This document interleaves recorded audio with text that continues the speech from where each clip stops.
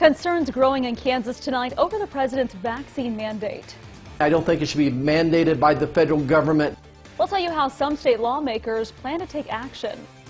Plus, the battle over the president's infrastructure plan remains stalled in Congress, why one senator says he's drawing the line. And thank you for joining us here tonight. I'm Brooke Ludington.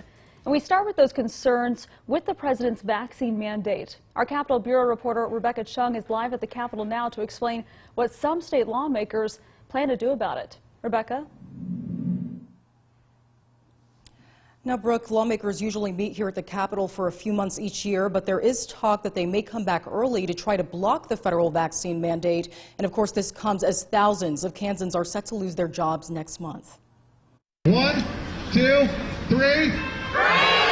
Kansans pushing back as the deadline approaches for people to get fully vaccinated. December 8th is the date. At least 3 universities in the state threatening to fire workers who don't comply. Our universities would just as soon fall in line and do what they're told by this administration than to make it a process by which people can be exempted by this. There are people that do not act responsibly. The responsible thing to do when you're trying to avoid disease is follow the medical advice. On the national level, Kansas Senator Roger Marshall is joining efforts to stop frontline workers from losing their jobs if they choose not to get vaccinated. For folks who, for personal reasons, have decided that they don't want the vaccine, I don't think it should be mandated by the federal government. And in Kansas, hundreds of protesters are speaking out against the mandate, pleading with lawmakers for something to be done.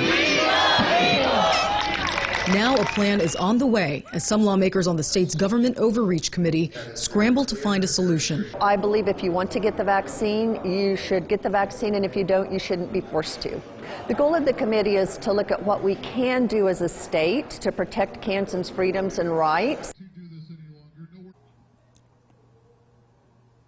Now, that small group of lawmakers looking into this issue will be meeting again next week, and I'm told one of the options they'll be looking at is trying to call a special session to get some sort of state legislation passed. Brooke? And now, Rebecca, we understand that there are some requirements before lawmakers can be brought back in. So what would need to happen for a special session to even take place? Yes, there are several steps that would need to take place. At least 2/3 of lawmakers elected to each house would have to sign a petition calling for a special session. The governor also has the power to call for a special session herself. What we do know is that there are lawmakers on both sides of the aisle that have expressed interest into looking into this issue more. So we're just going to have to wait until next week to get a firm answer.